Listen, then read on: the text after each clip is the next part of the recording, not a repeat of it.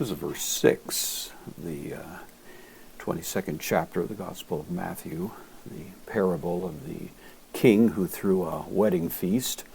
Of course, it's not too difficult to construe the meaning as Jesus came on the scene, inviting people to the kingdom. The kingdom was arriving, rolling into town, and in the parabolic form, the king is inviting people to this wedding. And the response, of course, of those who were the invitees is surprising.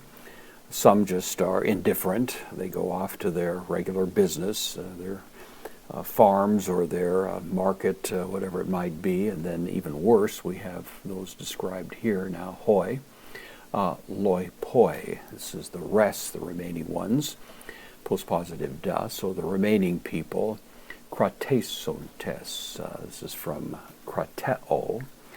The K-R-A-T, krat, of course, comes over into English in various words that imply some kind of power. Democrat is power in the people. Autocrat is power in oneself. Aristocrat is power in the elite class of the society. Of course, that idea. Well, this is where it all comes from. This this is krateo. It means to seize, really, to seize powerfully, and it has the idea of some kind of exercise of coercive force on another. It's an aorist participle. It's a masculine singular nominative referring to hoi lopoi, the rest. So the rest having seized or having grabbed or having taken tous doulos, the slaves out to of him, that is of the king, having taken them, and then hubrison. This is from hubridzo. It's rooted in the noun hubris. Of course, we have the word hubris in English. In Greek, it means an insult, and of course, it's not far from the meaning in English. Hubris is that which is insulting in its arrogance, so it's a related idea.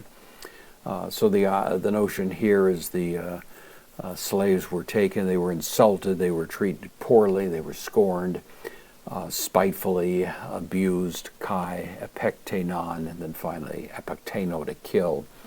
Both of these are third-person plural, aorist, active, indicative, so they abused them and killed them. It's, of course, an astonishing story that Jesus tells. These people were invited to a wedding, and they treat the folks who are showing up to extend the invitation in the most brutal way. But that was exactly what had happened in the history of Israel, and Jesus doesn't want the point to be lost on them, that that's precisely the treatment that had been dished out to these who had come to extend the invitation.